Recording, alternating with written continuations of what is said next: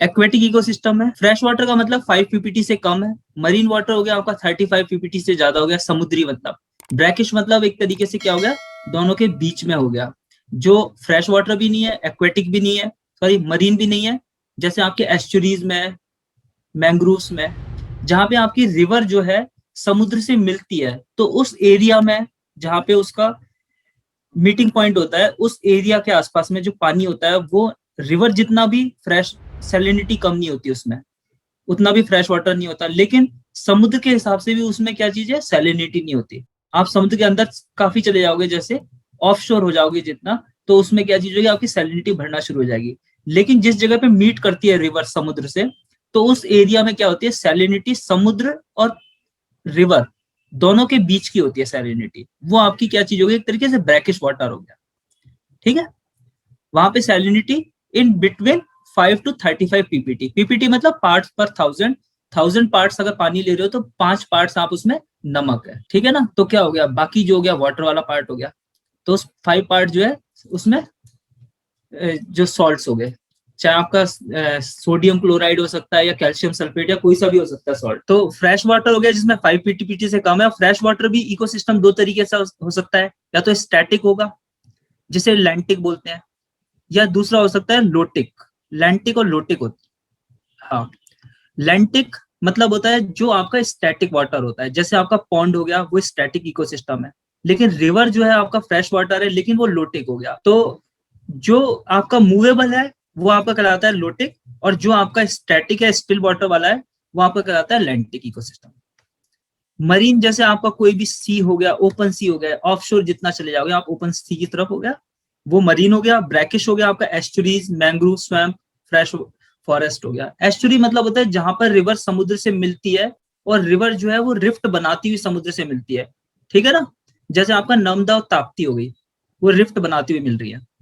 लेकिन आपकी डेल्टा जैसे बना रही है, आपकी गोदावरी, महानदी, कृष्णा, कावेरी जो है वो डेल्टा बना रही है आपकी रिफ्ट में से, मतलब खड्ड में से होती हुई नहीं निकल रही, वो एकदम से वो प्लेन एरिया इतना हो जाता है उस जगह पर, वो रिवर क्या है कई ट्रिब्यूटरीज में डिवाइड हो जाती है, तो उस तरीके से मीट करती है वो डेल्टा के रूप में। ठीक है, तो अभी जो हम कर रहे हैं वो वेटलैंड इकोसिस्टम की बात कर रहे हैं। वेटलैंड इकोसिस्टम क्या है आपका, वो आपका आ जाता है इसमें एक्वेटिक इकोसिस्टम में। तो एक्वेटिक इकोसिस्टम जो हो गया वो लैंटिक और लोटिक टाइप का फ्रेश वाटर में होता है, ये याद रखना, प्रीलिम्स में कई बार लिखा जाता है। ठीक है, तो वैसे फ्रेश वाटर या मरीन हो सकता है। सैलिनिटी के बेस में 3 पार्ट में, फ्रेश वाटर, मरीन और ब्रैकिश। वेटलैंड इकोसिस्टम होता है, वेटलैंड मतलब होता है आर्द्र भूमि, हिंदी में जो बोलते हैं इसे, वेट और लैंड। ये कंप्लीटली समुद्र या पॉन्ड भी नहीं है। जो अगर है, देखो आप किसी तालाब में जाओगे, किसी तालाब को देखोगे या समुद्र उसको देखते हो आप उसमें, तो वो क्या चीज है, उसमें पानी एक्सेस में होता है, ठीक है। उसमें किसी तरह की आपको इस तरीके से कोई वो मैक्रोफाइट्स, आपको पौधे ऐसे नहीं मिलेंगे, ठीक है। लेकिन अगर वो दलदली भूमि है जिसमें पानी मिट्टी में मिक्स हुआ पड़ा है, ठीक है ना, वो किस एरिया में होगा, जहां पे रिवर आपकी समुद्र से मिल रही है, या कोई ऐसा तालाब जिसमें क्या चीज हो गई, मिट्टी भी आ गई है, पौधे भी उगने लग गए हैं, तो वो पानी जो होगा शैलो होना शुरू हो जाएगा, ठीक है ना। पानी शैलो होना शुरू हो जाएगा, उसमें बहुत सारी चीजें, मिट्टी, सेडिमेंट जमा हो रहे हैं, उसके अंदर क्या चीज हो गई, छोटे छोटे पौधे उगना शुरू हो गए, काई हो गई है। या रिवर क्या होता है, कोई रिवर क्या होती है एकदम से फ्लडिंग कर जाती है, तो उसका क्या होता है, दोनों साइड पर जब फ्लडिंग करती है तो उस साइड पे जो पानी जमा रह जाता है, तो वो भी क्या चीज है, वो पानी एक तरह दलदली जमीन हो जाती है, तो उसको आप क्या बोलते हो, वेटलैंड, ठीक है ना। वेटलैंड मतलब एक पॉन्ड जैसा भी नहीं है, क्योंकि पॉन्ड में क्या चीज होगी, सेडिमेंट्स इतने कोई जमा नहीं हो रहे, शैलो वाटर नहीं है, उसमें कोई पौधे इतने ज्यादा ऐसे नहीं उग रहे, पानी जो होता है वो उसमें किसी तरीके पानी की ट्रांसपेरेंसी ज्यादा रहती है उसमें, वेटलैंड में। जबकि दूसरे तरीके से एक तरीके से दलदली भूमि रह गई, उसमें पानी और मिट्टी जो है मिक्स हो गई है, ठीक है। तो वेटलैंड जो है कोई भी मार्श लैंड हो गई, चाहे वो स्टैटिक हो चाहे फ्लोइंग हो, चाहे उसमें फ्रेश हो, ब्रैकिश हो, चाहे सलाइन हो, उसकी डेप्थ लो टाइड से के टाइम पे 6 मीटर से ज्यादा नहीं होनी चाहिए। लो टाइड का मतलब होता है पानी का एक तो हाईएस्ट लेवल, ठीक है, एक पानी का हो गया लोएस्ट लेवल। जैसे समुद्र में आप कह रहे हो कि हाईएस्ट लेवल जो है समुद्र की ऊंचाई यहां तक चली जाएगी, और फिर उसकी जो है लो टाइड का मतलब हो गया जो उसकी डेप्थ जो है समुद्र, मतलब ऊंचाई मैक्सिमम होगी उसकी हाई टाइड, और मान लीजिए समुद्र के टाइम पर नीचे चला गया, जैसे फोर्स ऑफ अट्रैक्शन जो आपका मून्स का और जो सन का फोर्स ऑफ अट्रैक्शन के कारण समुद्र क्या हो गया, एकदम से एक्सपेंड करने लग जाता है, ऊपर की तरफ आ जाता है, तो उसको क्या बोलते हो आप, हाई टाइड। अगर वो फोर्स ऑफ अट्रैक्शन कम हो गया तो क्या हो जाएगा, वो समुद्र एकदम नीचे जाना शुरू हो जाएगा। ठीक है, अब उसको क्या बोलोगे आप, लोएस्ट लेवल हो गया उसका, लो टाइड हो गया। तो इसी तरीके से पॉन्ड हो गया आपका, उसका लो टाइड हो गया और हाई टाइड हो गया। तो मैक्सिमम लेवल और उसका मिनिमम जो हो गया, जो लोएस्ट लेवल हो गया। तो जो लोएस्ट लेवल या लो टाइड जो हो गया, उसकी डेप्थ जो नीचे 6 मीटर से ज्यादा नहीं होनी चाहिए। ठीक है। वेटलैंड कहां पर हो सकते हैं, आपके ट्रांजिशन एरिया में हो सकते हैं, इकोटोन में, जहां पे आपके दो जोन मिल रहे हैं, जहां पे मतलब जमीन का और समुद्र का मान लीजिए लेवल जहां पे जोन मिल रहा है, तो उस जोन में क्या होगा, एस्चुरीज बन रही है, अगर आपके खड में से पानी मीट कर रहा है। ठीक है, या मैंग्रूव्स वाला एरिया है, लगून वाला एरिया है, जहां पे समुद्र का पानी जमीन के अंदर भी घुस गया है, कंप्लीटली वो समुद्र से मतलब कनेक्टेड भी है, लेकिन पूरी तरीके से ओपन सी में भी नहीं है वो। तो ये क्या चीज हो गई, ये सारे एरिया जो है जहां पर क्या चीज होती है, कंप्लीटली ओपन सी भी नहीं होता और जमीन भी। तो आप ही क्या बोल रहे हैं, इकोटोन, जहां पे दो बायोम्स मीट कर रहे हैं, एक तो मरीन इकोसिस्टम था और दूसरा टेरिस्टोरियल इकोसिस्टम था, टेरिस्ट्रियल इकोसिस्टम। तो वहां पे जो मीट कर रहे हैं, तो उस जगह पर क्या चीज है, इकोटोन जो है, वहां पे इस तरीके के वेटलैंड पाई जाती हैं। ठीक है, या आपकी जिस एरिया में पीरियोडिक फ्लडिंग हो रही है, उस जगह पे वेटलैंड है। मतलब वेटलैंड मतलब आर्द्र भूमि, पूरी तरीके से पानी भी नहीं है, पानी मिक्स हुआ पड़ा है, मिक्स है उस जगह। ठीक है, ये वाटर लॉग्ड है, जहाँ पे पानी जमा रहता है, सॉइल है। जहाँ पे हाइड्रोफाइट ज्यादा है, हाइड्रोफाइट मतलब पानी में पाए जाने वाले पौधे, hydro plus fights. Hydric soil है, जहाँ पे ऑक्सीजन की मात्रा कम है। ठीक है ना। तो इस तरीके से जो चीज होती है, यहाँ पे ऑक्सीजन की मात्रा इसीलिए भी कम रहती है कि वेटलैंड में आपके न्यूट्रिएंट्स आते हैं। यहाँ तक समझ आया वेटलैंड का मतलब क्या चीज है। हाँ सर। तो प्रीलिम्स में या किसी जगह पे ऑप्शन इस तरीके से आ सकता है कि वेटलैंड्स जो है स्टैटिक होती है या मूविंग वाटर होता है। तो आपको पता होना चाहिए कोई सा भी वाटर हो इस तरीके से, लो टाइड में डेप्थ उसकी मानी जाती है 6 मीटर से ज्यादा नहीं होनी चाहिए। पीरियोडिक फ्लडिंग वाला एरिया भी हो सकता है। ऑक्सीजन इस एरिया में कम होती है क्योंकि पानी का जो क्लियर नहीं होता, ट्रांसपेरेंसी नहीं होती, तो सनलाइट एंटर नहीं करेगी। सनलाइट इतनी एंटर नहीं करेगी तो आपका क्या चीज होगी, फोटोसिंथेटिक प्रोसेस जो है, ऑक्सीजन रिलीज इतनी नहीं होगी, अवेलेबल नहीं होगी। बहुत सारे रीजन हो जाते हैं, तो उसमें ऑक्सीजन की अवेलेबिलिटी कम रहती है। बैक्टीरिया का प्रोसेस डिकम्पोजिशन का बहुत ज्यादा रहता है। तो जब बैक्टीरिया कोई भी एनिमल कुछ भी प्रोसेस करेगा, मेटाबॉलिक एक्टिविटी करेगा, तब वो ऑक्सीजन कंज्यूम करेगा ज्यादा। तो क्या होगा, पानी में ऑक्सीजन की कमी होना शुरू हो जाएगी। तो इसमें ऑक्सीजन कम होती है इसमें। जैसे आप एक ये एरिया देखो, अगर ये इस एरिया में, इस जोन को जो बोलते हैं ऊपर फोटिक जोन। फोटिक जोन मतलब होता है फोटो, फोटो मतलब लाइट, जिस एरिया तक सनलाइट एंटर कर सकती है उसे बोलते हैं फोटिक जोन। जिस एरिया में सनलाइट एंटर नहीं करती उसे बोलते हो आप एफोटिक जोन। ठीक है, एक होता है लिटरल जोन। लिटरल जोन वो होता है जोन जहां पर आपकी हाई टाइड से लो टाइड के बीच वाला एरिया होता है। मान लीजिए पानी मैक्सिमम यहां तक जा रहा है और मिनिमम मतलब इतने तक पानी है, यहाँ तक लेवल पहुंच रहा है पानी का। यहाँ से जैसे मान लीजिए गर्मी के टाइम पे यहाँ तक है, बारिश के टाइम में पानी यहाँ तक पहुंच गया। अब आप कह रहे हो कि ये जो पानी का जो है बीच वाला जो हो गया, ये एरिया कहलाया जाता है लिटरल जोन, इंटरटाइडल जोन भी कहते हैं। ठीक है ना। तो फोटिक हो गया, एफोटिक हो गया। प्रोफंडल का भी मतलब होता है कि ऐसा एरिया जहां पर आपकी सनलाइट बहुत कम है, यानी एक अंधेरा है पूरा एक तरीके से, ये चीज बोलते हैं, उस एरिया को बोलते हो आप, उसे भी बोलते हैं प्रोफंडल जोन।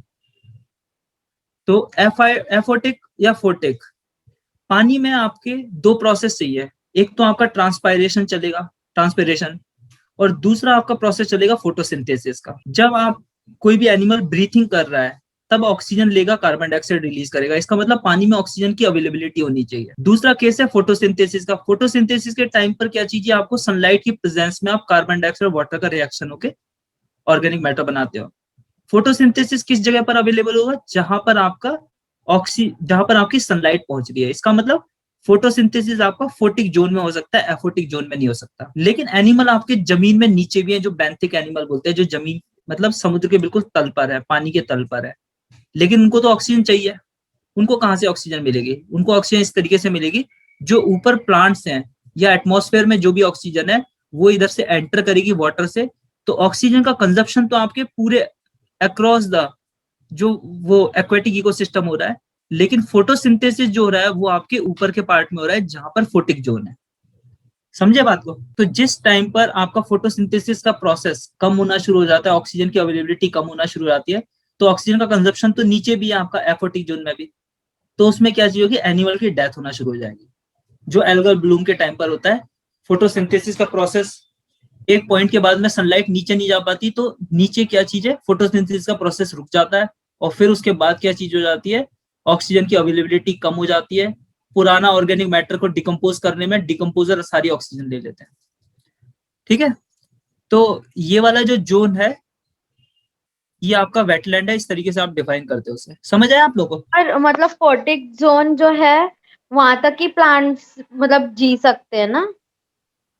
फोटिक का मतलब होता है फोटो, फोटो मतलब लाइट, और आपका जो फोटोसिंथेसिस प्रोसेस होता है जिसमें आपका ये क्या चीज है, ग्रीन पिगमेंट्स होती हैं, जो क्लोरोफिल जो होती है, उस पर जब तक सनलाइट नहीं पड़ती तब तक आपका फोटोसिंथेसिस का प्रोसेस नहीं हो सकता। मतलब in the presence of sunlight photosynthesis का प्रोसेस होगा, और जब फोटोसिंथेसिस का प्रोसेस होता है तो that consume carbon dioxide and release is oxygen, तो ऑक्सीजन रिलीज होगी उसमें। लेकिन जिस एरिया में लाइट ही नहीं है उस जगह पे आपका फोटोसिंथेसिस प्रोसेस कैसे होगा? आपके जो एनिमल है वो ऑक्सीजन तो कंज्यूम कर रहा है, लेकिन उसके वहां पर ऑक्सीजन के फोटोसिंथेसिस का प्रोसेस नहीं होगा। तो एफोटिक जोन में भी एनिमल है, कुछ एनिमल बिल्कुल जमीन पर रहते हैं पानी के, तो उसमें जो तल पर रहते हैं, डेप्थ में रहते हैं, वो एनिमल जो होते हैं, जो मतलब ओशियन बैड बोलो, सी बैड बोलो, या पॉन्ड की जो बैड हो गया, उस पर एग्जिस्ट करते हैं, वो ऐसा नहीं है कि ऑक्सीजन कंज्यूम नहीं करेंगे, लेकिन ऑक्सीजन कंज्यूम करेंगे, पर इस एरिया में फोटोसिंथेसिस का प्रोसेस नहीं होगा, तो आपकी जो प्लैंक्टन्स है वो एग्जिस्ट नहीं करेंगे। ठीक है ना? ठीक है चलो, सर। तो याद रखना है जब ये कोई भी एक्वेटिक इकोसिस्टम की बात होती है तो उसमें ये बोला जाएगा कि भी एफोटिक जोन में या प्रोफंडल जोन में या डेप्थ में जहां पर लाइट नहीं पहुंच रही है, तो क्या वहां पर फोटोसिंथेसिस का प्रोसेस होगा, और साथ के साथ रेस्पिरेशन का प्रोसेस होगा, तो रेस्पिरेशन होगा, फोटोसिंथेसिस नहीं होगा। ठीक है? हाँ। अब इंडिया में जैसे बताया जा रहा है 27,000 वेटलैंड्स हैं, कुछ इनलैंड वेटलैंड्स है जो मतलब जो आपके इनलैंड हो गया, मतलब जो टेरिस्टोरियल पार्ट में है, कुछ कोस्टल पार्ट में वेटलैंड है, जैसे लगून्स हो गई, ये सारी कोस्टल एरियाज में वेटलैंड है, जहां पे आपका समुद्र टच भी कर रहा है, समुद्र का पानी एंटर करता है जहां पर। अभी किसी भी एरिया में खाली प्लॉट पड़ा है, दलदल सी हो जाती है, तो वो वेटलैंड ही है। ठीक है? वेटलैंड में क्या है, पानी इकट्ठा हो जाता है, तो इसीलिए वेटलैंड में हमेशा पैडी पैडी मतलब राइस की कल्टीवेशन होती है, क्योंकि राइस के लिए क्या होता है, आपको काफी टाइम तक पानी उसमें फ्लडिंग करके रखनी पड़ती है उस फील्ड में। ठीक है? तो ज्यादातर जो है 18% कंट्री का एरिया है, जिसमें 70% जो है, जो आपका वेटलैंड है, वो करीब देश के 18% जमीन पे वेटलैंड है, और इसमें से 70% आप पैडी में यूज कर रहे हो। ठीक है? वेटलैंड किसी भी एरिया में पाई जा सकती है, इसका कोई ऐसा फिक्स नहीं है कि टेरिस्टोरियल पार्ट में भी पाई जा रही है, कोस्टल टेरिस्टोरियल के कनेक्टेड में भी पाई जा सकती है, हाई एल्टीट्यूड किसी भी एरिया में पाई जा सकती है।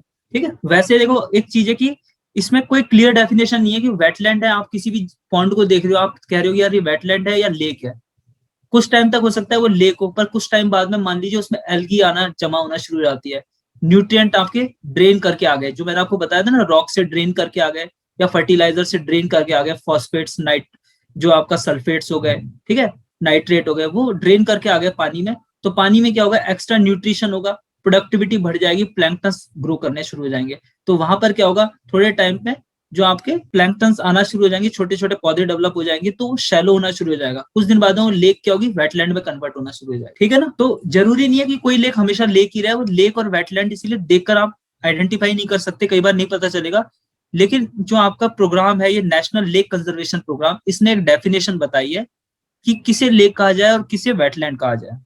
इस प्रोग्राम के अकॉर्डिंग जो डेफिनेशन है, उसने कहा है लेक्स वो है जिसकी जो डेप्थ है, lakes as a standing water body having a minimum depth, यानी कम से कम 3 मीटर की गहराई होनी चाहिए, और एरिया जो होना चाहिए वो आपका कम से कम 10 हेक्टेयर से ज्यादा होना चाहिए। ठीक है? और इसमें वेजिटेशन या तो बहुत कम हो या बिल्कुल भी नहीं हो, तभी आप उसे लेक का मतलब स्टेटस दोगे आप। अगर उसकी डेप्थ 3 मीटर से कम हो गई है और उसमें क्या चीज है, वेजिटेशन बहुत ज्यादा है, तो आप क्या कहोगे, उसे वेटलैंड कहोगे आप। ठीक है? Wetland generally less than 3 metre, rich in nutrient, nutrient बहुत हो गया, इसीलिए क्या हो गया, वहां पर प्लैंक्टन्स डेवलप होने लगे, प्लांट न्यूट्रिएंट का मतलब आसपास से जा कहीं से भी आपके एग्रीकल्चर लैंड से आके वहां से क्या है, फर्टिलाइजर जो है वो लीच कर गया, और पानी फर्टिलाइजर पहुंच गया पानी के अंदर, तो वहां पे क्या हो जाएगा, पौधे ग्रो करने शुरू कर जाएंगे, तो इसीलिए यहाँ पे न्यूट्रिएंट ज्यादा होते हैं, प्रोडक्टिविटी ज्यादा होगी। तो जब भी कोई क्या है वेटलैंड में प्रोडक्टिविटी ज्यादा होती है क्योंकि वहां पे जो प्लांट्स होते हैं वो आपका फोटोसिंथेसिस प्रोसेस करते हैं, तो ऑर्गेनिक मैटर डेवलप होता है, तो ऑटोमेटिकली वहां पे प्रोडक्टिविटी ज्यादा हो जाती है। ठीक है, समझ आ रहा है आप लोगों को? हाँ सर। हाँ सर। हाँ सर। हाँ, और वेटलैंड में अब क्या चीज है, आपकी जो डेंसिटी होती है फ्लोरा और फोना की वो भी बहुत ज्यादा होती है, क्योंकि आपकी जो पॉन्ड है, लेक हो गई, वो तो आपको क्लियर पता है कि ये एक्वेटिक इकोसिस्टम है जिसमें किसी भी तरीके के मैक्रोफाइट, फाइटोप्लैंक्टन ऐसी कुछ भी चीजें नहीं है, केवल पानी है, क्लियर वाटर है। तो वहां पे जो ऑर्गेनिज्म होंगे वो किस तरह के होंगे, केवल एक्वेटिक टाइप के होंगे। यहाँ पे दूसरे तरह के भी ऑर्गेनिज्म हो सकते हैं, सेडिमेंट्स भी हैं, बहुत सारी चीजें हैं, ब्रीडिंग ग्राउंड भी रहता है ये। तो वेटलैंड में क्या चीज होगी, आपकी फ्लोरा और फोना कंपैरेटिवली लेक से ज्यादा रहती है, प्रोडक्टिविटी जो है वो भी ज्यादा है इसमें। ठीक है, कई एनिमल्स के लिए हैबिटेट का भी काम करते हैं, और ये इरोजन को भी रोकते हैं। मान लीजिए चेक्स इरोजन, मान लीजिए कभी तेजी से कहीं से बाढ़ आ रही है, पानी बहुत तेजी से बह रहा है, बीच में आपका वेटलैंड हो गया, तो पानी क्या होगा, एकदम से जिसकी रफ्तार बहुत तेज होगी वेटलैंड में जाएगा, वेटलैंड में क्लियर वाटर नहीं है, तो एकदम से ऐसे वेटलैंड से पानी एकदम बाहर नहीं निकल जाएगा, उसमें क्या चीजें, मैक्रोफाइट्स भी हैं, तो वाटर का फ्लो जो होगा एकदम स्लो हो जाएगा। तो फ्लडिंग को कंट्रोल करने में, आगे सॉइल की इरोजन को भी कंट्रोल करने में काम आता है ये। तो जितने भी आपके बड़े बड़े सिटीज हैं उनमें आजकल बाढ़ क्यों ज्यादा आती है, वहां पर क्या चीज है, आपकी नेचुरल वेटलैंड नहीं है, एकदम से पानी बहुत ज्यादा प्रेसिपिटेशन होती है, तो वेटलैंड नहीं है, तो पानी एकदम से फ्लो करता है बहुत तेजी से। ठीक है ना, अगर उधर वेटलैंड होती, नेचुरल वेटलैंड, तो पानी जैसी वेटलैंड की तरफ जाता, फिर उससे बाहर जो निकलता वो बहुत धीमे से बाहर निकलता, उसकी जो स्पीड होती वाटर की वो काफी कम हो जाती। समझ गए इस बात को? हाँ सर। तो वेटलैंड का जो आपका एंक्रोचमेंट है is one of the reason for the urban flood. Urban flood का सबसे बड़ा कारण है वेटलैंड का खत्म होना, उस जगह पे एग्रीकल्चर लैंड डेवलप कर देना या फिर किसी और तरह की कंस्ट्रक्शन हो जाना। तो वेटलैंड का आपको बताया था कि एक्स्ट्रा जो है फ्लोरा और फोना आ जाती है इसमें।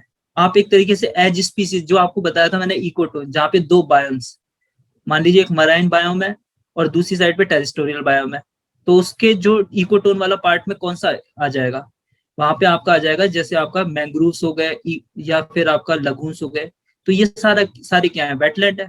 और इस वेटलैंड में आपको मैंने बताया था कि इकोटोन में हमेशा एज स्पीसीज होती है, कुछ एक्स्ट्रा स्पीसीज होती है, this means some more species या varieties, diversity of flora and fauna exist in wetland. समझ गए, क्योंकि wetland comes under the category of, ecotone भी है कई जगह, वो भी वेटलैंड भी है, सारे इकोटोन नहीं, जमीन वाला इकोटोन नहीं, जहां पर पानी जो है मिक्स्ड हुआ है उसमें मिट्टी में। समझ गए? तो वेटलैंड आप लोगों को समझ आ गया ना, वेटलैंड क्या है? हाँ सर।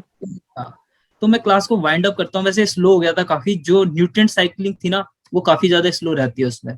ठीक है ना, तो अब थोड़ा स्पीड अप हो जाएगा ये। आगे जो है टॉपिक जो वेटलैंड के बाद, वेटलैंड में है ये, किस कारण से वेटलैंड खत्म हो रहे हैं, इंडिया में कहाँ पर वेटलैंड है, वेटलैंड से रिलेटेड कन्वेंशन क्या है, वो हम नेक्स्ट क्लास में करते हैं। ठीक है? ठीक है ओके सर। सर।